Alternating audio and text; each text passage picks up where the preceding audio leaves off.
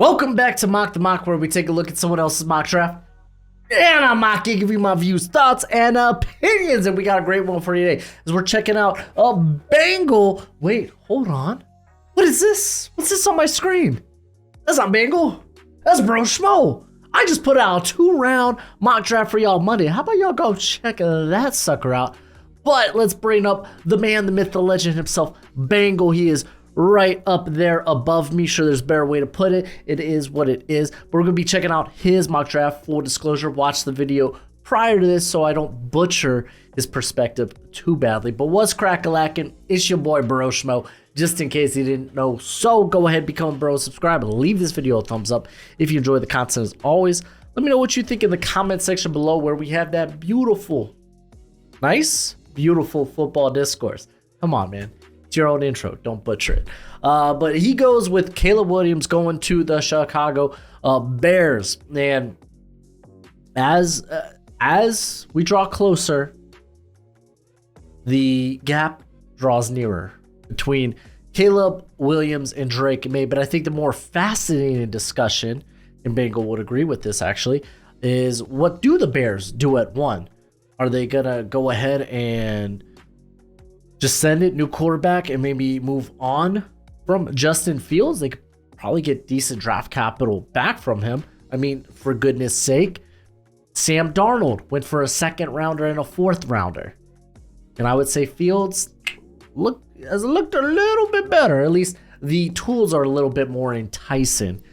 Or they could just send it with Fields. The question is, like, what does an extension look like? Are you going to slap the franchise tag on him? That's going to be a hell of a lot of money. Maybe, like, I think best case scenario, you work a deal where, like, it's the Jordan Love extension, where you give him like a guaranteed $13.5 million that could turn into $22.5 million if he hits some benchmarks. But again, that's a bit more idealistic. It's just financially the cheaper alternative is to draft a quarterback here at 1. Mind you, Bryce Young's contract, 4 years, $37.5 million. I had this same conversation in the comment section in my 2-round mock draft video. That like, okay, I don't know what y'all think extended Fields will look like, but like, you're in position right now to grab a top flight quarterback. It's hard to believe if you add more talent around him, you're going to be put in this position once again. I mean, if you find out next year he's not the guy, despite putting more talent around him, you're probably gonna, maybe you're picking in the top 10. I doubt you're picking in the top 5 though. That's the thing. And now you're like, well, this sucks. So that's why I think if you're drafting here, you go ahead, send it, see what you can get back for Fields, and yeah. The only problem is, I know a lot of Bears fans really want Marvin Harrison Jr. I don't blame them. Here's the intro. No, Giants won't do that. I was like trying to think of a way maybe to move up with the Bears with pick 5 so you can maybe ensure getting him. But yeah, kind of is what it is, man. You got to pick. You got to pick. What do you think will be more franchise changing, the quarterback or the wide receiver? And honestly, in this draft, it's kind of a tough discussion. It's kind of a tough decision, I should say. So I don't know. You let me know in the comment section below. But I find it very fascinating. We don't got to talk about his next one too much. It's Drake Maye going to the Giants. That's kind of a no-brainer. It doesn't matter what quarterback is left on the board. You go with either Caleb Williams or Drake Maye if you're the Giants. Makes all the sense in the world. He goes Marvin Harrison Jr. for the Cardinals. Again, you're the Cardinals. You're sitting here. You're probably going to just take the best player, best non-quarterback prospect available, whether it's Olu Fashanu or Marvin Harrison. And in this case, I think you would take Marvin Harrison ahead of Olu. But yeah, no, good get. I'm trying to recall I think he does Olu Fashanu for the Patriots. Listen, I know you love the NFL draft as much as I do, and you're going to want a nice hefty watch list of players during this college football season. Well, go ahead, check out my draft guide. You can purchase it for only $30 by Venmoing or PayPaling me. Links in the description. It's a one-time payment and you get it for this whole draft cycle and forever and always. Technically, it's a Google spreadsheet. So send me your email when you send the payment. I'll get you hooked up. You will see my current prospect rankings and big board, my full evals. And guess what? It updates throughout the whole draft cycle. So it's a great purchase and it's a great way to support the channel. Yes, Olu Fashanu, because you do miss out on Marvin Harrison. You miss out on the other two quarterbacks in this class. At the very least, if you're the Patriots, come out with a tackle. You've had problems at the tackle position. Michael Onwenu, honestly, just move him to right tackle full time. Initially, and this is interesting. I initially thought with how they drafted the interior offensive line heavily last draft. Bringing in guys like Anto Mafi, you got City Sal. And that was, for me, I was like, oh, it's because they're probably going to not re-sign Michael Onwenu, which I was like, oh, that's foolish, man. This guy's been great for them. Maybe it's just to give him the flexibility to kick this cat out at tackle. Because he's been solid for him at right tackle. And now you get a left tackle here, and suddenly you feel like your offensive line, at least for the most part, feels fixed. So I like that. I like that for the Patriots. And yeah, we're going to keep this sucker rolling with the Chicago Bears. Their next pick is Joe Alt. I think this one's kind of tough for the Bears. For me, I always fall on, okay, who's the top player on my board? So I'm thinking like Brock Bowers. I'm thinking like Joe Alt. You could also like roll the dice on that second tier of wide receivers. I think that's probably the best. Maybe that's potentially probably their best alternative to go with whatever wide receiver they really love. You can make a move on the edge class. I mean, the possibilities are wide open. Joe Alt by no means is a bad pick. And if I'm going to be honest, to be frank, I think you'd be hard pressed to do any wrong in this scenario. Let's go ahead. Take a look at the Packers. Who's he got going for the Packers? Because this pick becomes pretty tough. Oh, I remember. He went wide receiver. Because I was like, hey, look at that. We had similar picks. So he goes Keon Coleman. I like it. Christian Watson's been not great.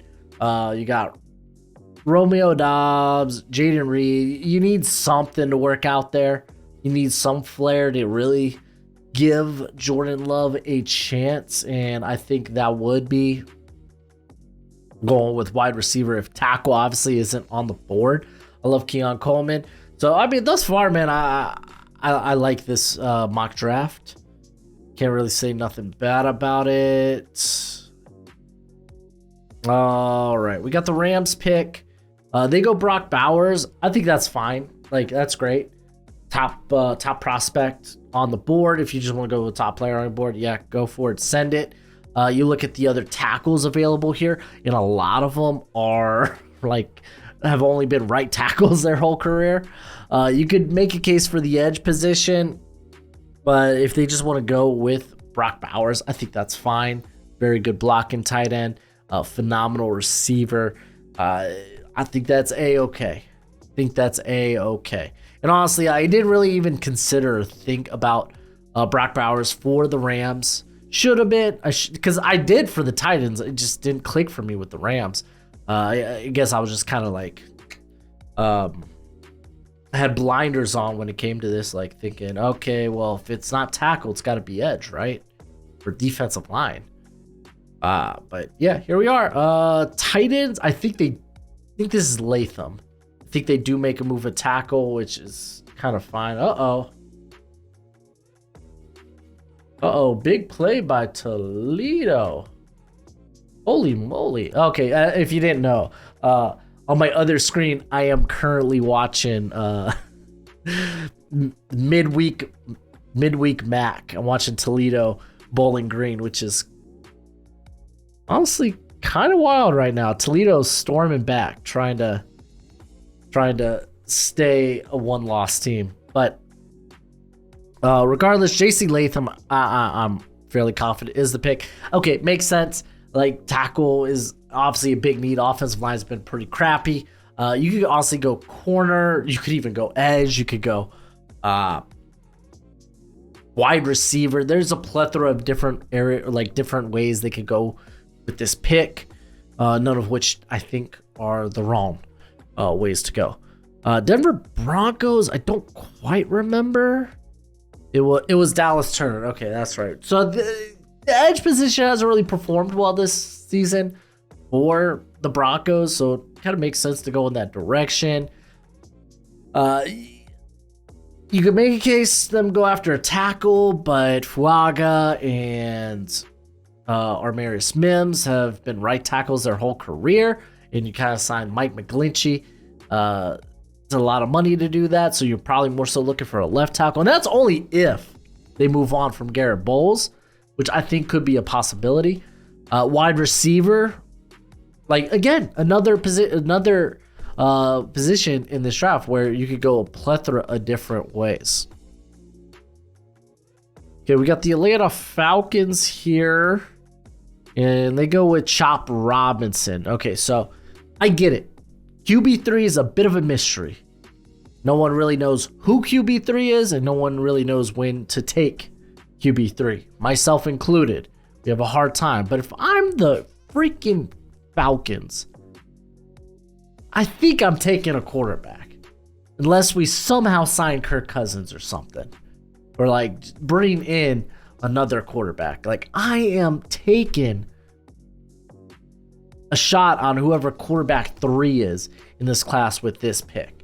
Whether you think it's Michael Penix, you got Bo Nix, you got JJ McCarthy and his upside. Shedeur, technically, still eligible. I know, Deion saying, oh, my son's not coming out till 2025. I'll believe it in January, Deion. I'll believe it in January. Same thing with Quinn Ewers, who's like, oh, yeah, I'm coming back next year.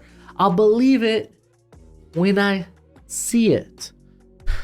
So, like, yeah, I think I would. I feel like the final piece of that offense is a functioning quarterback. That's why I actually really like Bo Nix for this pick. And I know that drives some Falcons fans crazy. I don't get why. I think so many people hate Bo Nix because they still see him in that Auburn helmet. And if that's the case, watch his Oregon tape. They're not the same prospect. Washington Commanders go with, I think this is Mims. Armarius Mims. It is Armarius Mims. So Sam Howell's been getting better in terms of not creating or forcing his own sacks. Offensive line still sucks right now. Even my boy Sam Cosmi had a bad game this past week. Just broke my heart. But doesn't help when you're surrounded by a bunch of guys that aren't doing their job well. That is the Commanders. The Commanders could go a variety of different directions with this pick. If Brock Bowers is still on the table, bring him in. You could go with tackle. You could talk about the edge class, though we've already seen 2 edge prospects taken off the board. As I didn't really get into Chop Robinson, but obviously Falcons, yeah, big need there is edge. Their pass rush is kind of pee poo poo. But again, Washington, plethora of ways they can go. I think tackle just kind of, with no Brock Bowers on the board, do you want to take the edge 3? It's like, well, you're taking the tackle 4 in this case. But it's like, this tackle class is really good, though. Really good. Though we will see more Mims. He didn't get the start this past week coming off the injury, but he did come into the game and dominate on the run game. Tampa Bay Buccaneers, Malik Neighbors. Yeah, Mike Evans is a free agent. I think wide receiver is totally in play for the Buccaneers. Don't really need to get too into it outside of that. Oh, did Toledo score a touchdown? Hey, listen, if y'all hate me commenting on a game I got watching on the side, then turn off the video. Toledo scoring a touchdown, though. They are now down 4. Very nice. Oh, maybe they go for the 2.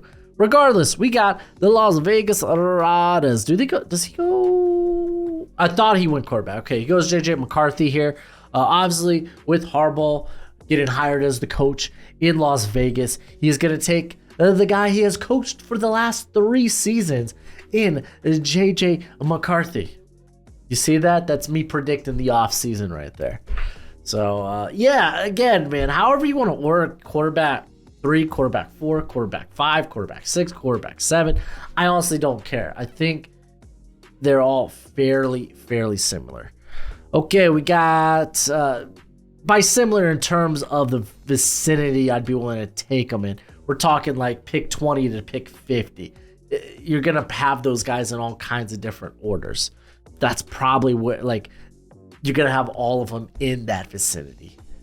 The Chargers. I can't recall who the Chargers took in this one. Let's see. Does he go corner? Goes Nate Wiggins. So Bengals really high on Nate Wiggins. Nate Wiggins corner 3 for me right now. I get why people are really into him. The dude is a phenomenal athlete. 6'2", 185, one of the youngest players in this class. So there's a lot of tantalizing traits when it comes to Nate Wiggins. Again, I mean, he's in my top 20. So like, I'm not going to have a very different opinion on Wiggins. I do like it for the Chargers. Their defense sucks. They're not well coached. Yeah, taking shots out here. Hey, let me know in the comments section below. Do you think Brandon Staley is the next coach fired? And if not, then who? Who? Colts, I believe, also take a corner here. I want to say it's Cooper DeJean. I might have that wrong. It is, okay. Cooper DeJean, who is very flexible. If you think Kenny Pickett's getting too old in the slot, it's not like he had 2 pick sixes on Bryce Young just recently. Or if you want, obviously, okay, you know what? Let's cut the crap. We get it. Cooper DeJean, he can play safety, he can play slot, he can play on the outside. The Colts need an outside corner, and I think DeJean would actually be a good fit for Gus Bradley's defense. I think we're going Rome Odunze here for the Jets, which I love it.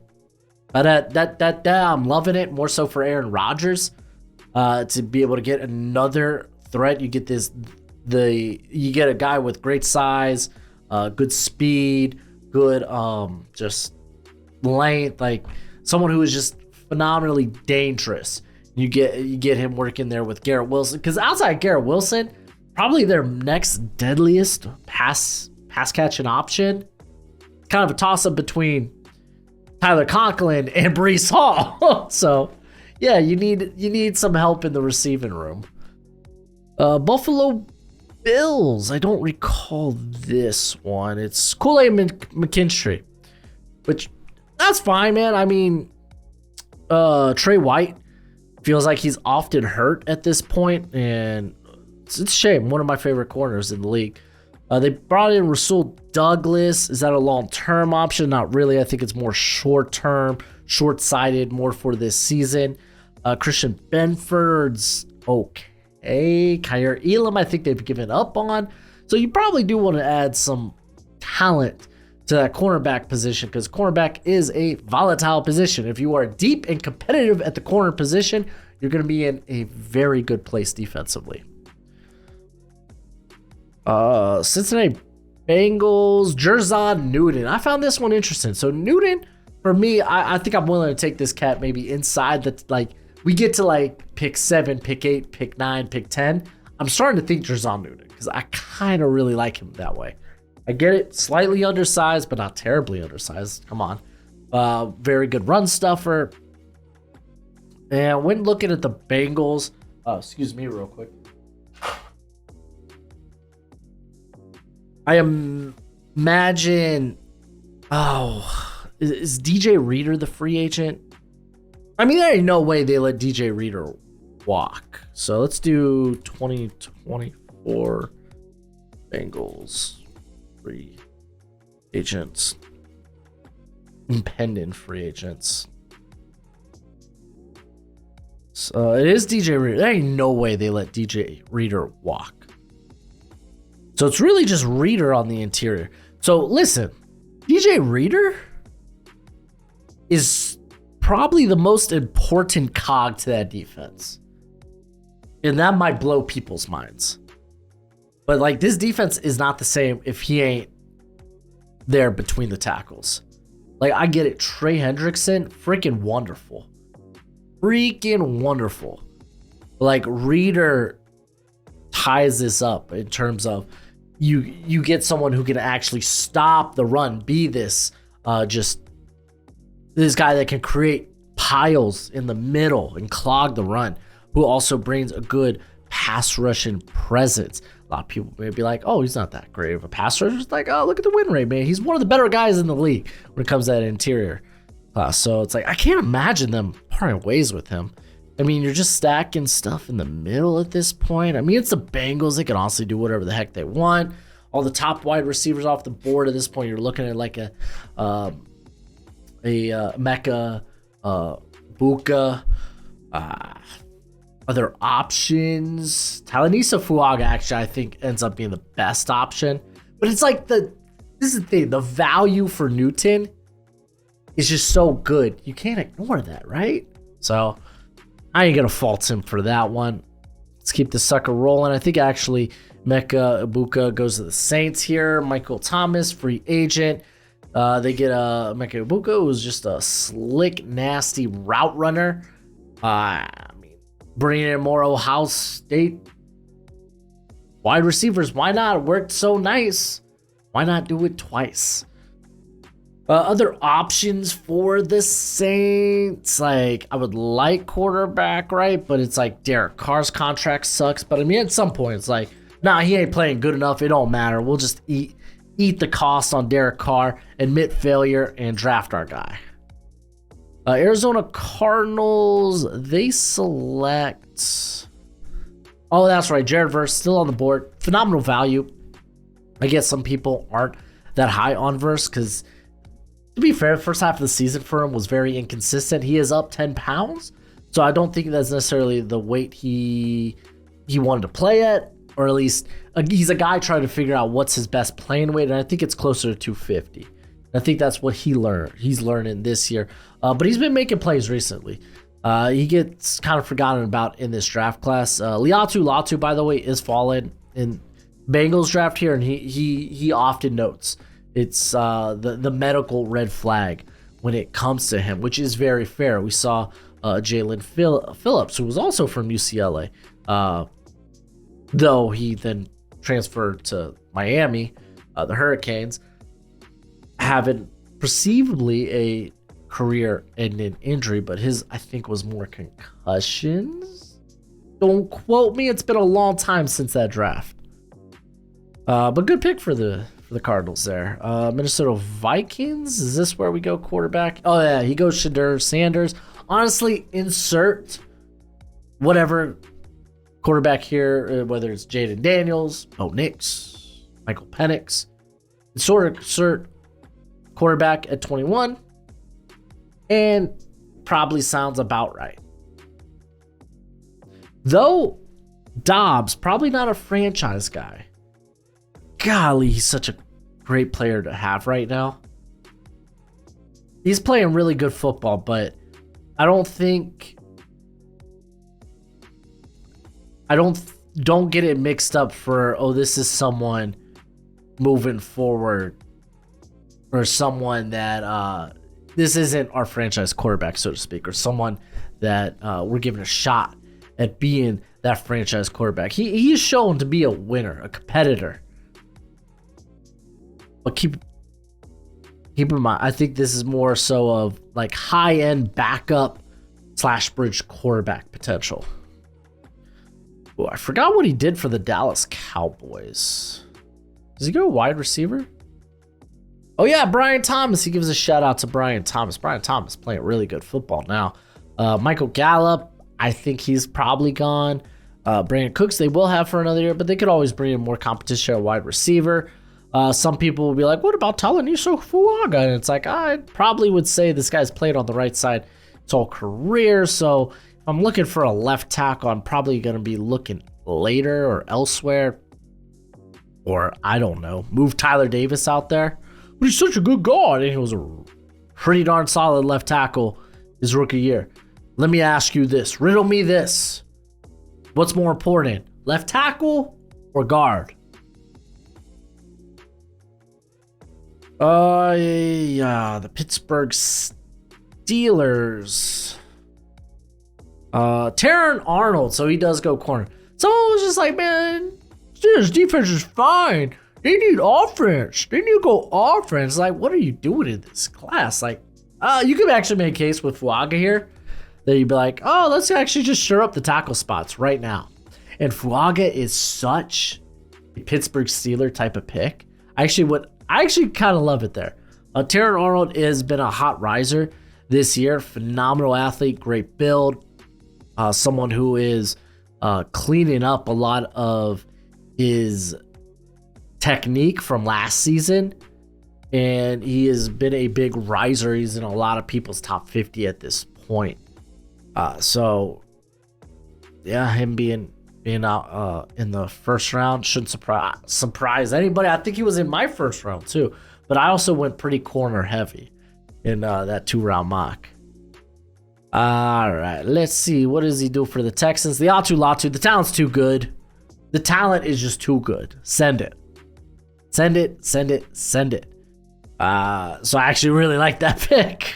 It's pretty good. Again, I mean, it's good value. Good players fall also in the draft. So if anyone wants to criticize, oh, this player fell too far, it's like, good players fall. Good players fall.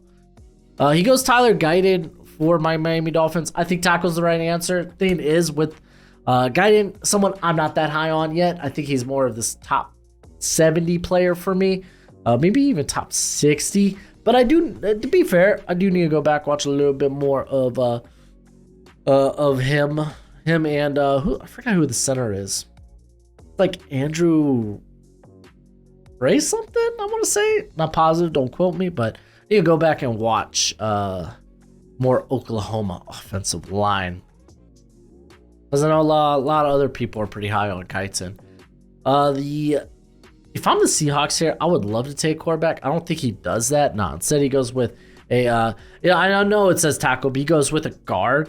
To be fair, I get it. Damian Lewis is an upcoming free agent. I think Anthony Bradford has shown enough to move forward, like be like, oh yeah, no, they played solid. Let's go ahead and send it as a starter next season. And I get Fatanyu, him, Graham Barton. They're like, oh, these are guys that play tackle right now, but they're gonna be really good guards in the NFL. And it's like, I don't see them as first round talents. I just don't.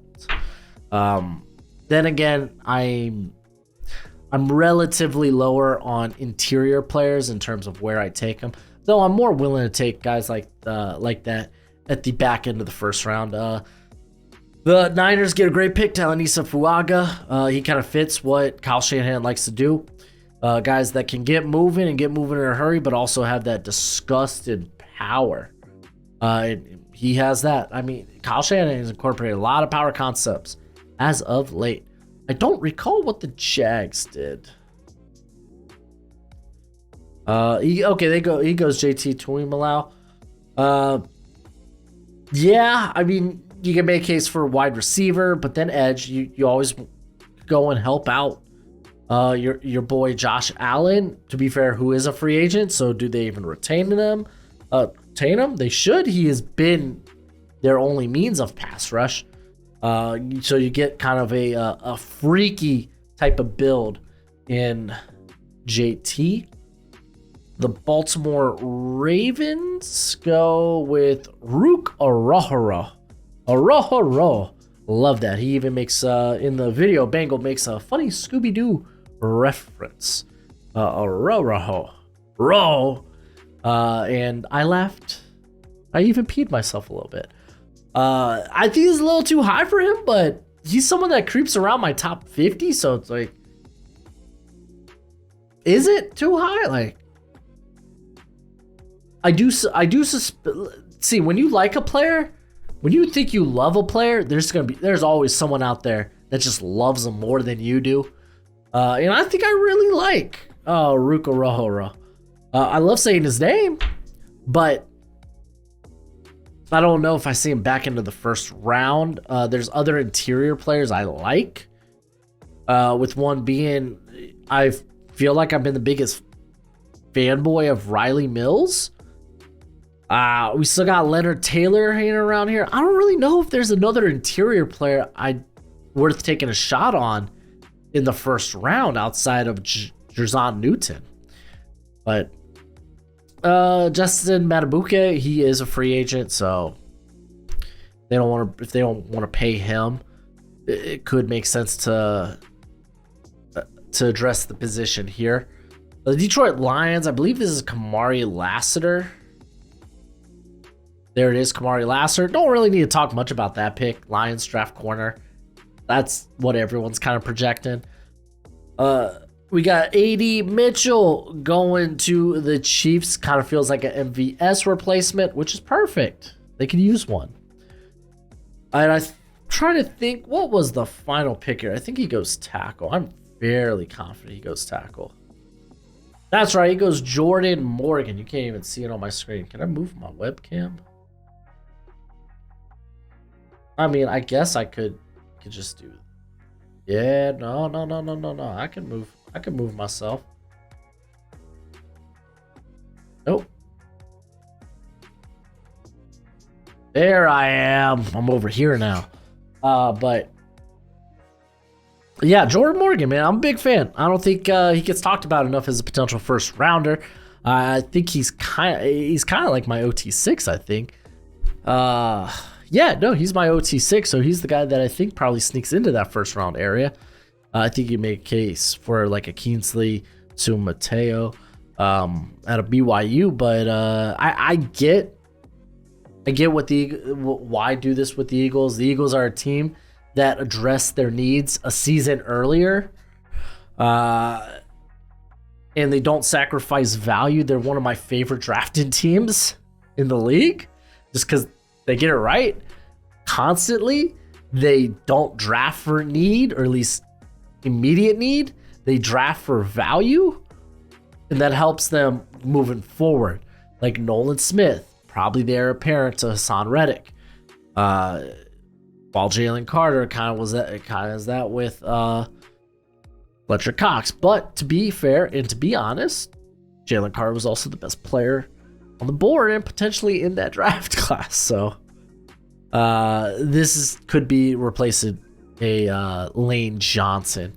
But a very fascinating draft, a draft that I did like. I'm going to go ahead and do my own Bengal pose to close us out, but go ahead, do the YouTube thing. And as always, until next time, you be easy, my friends.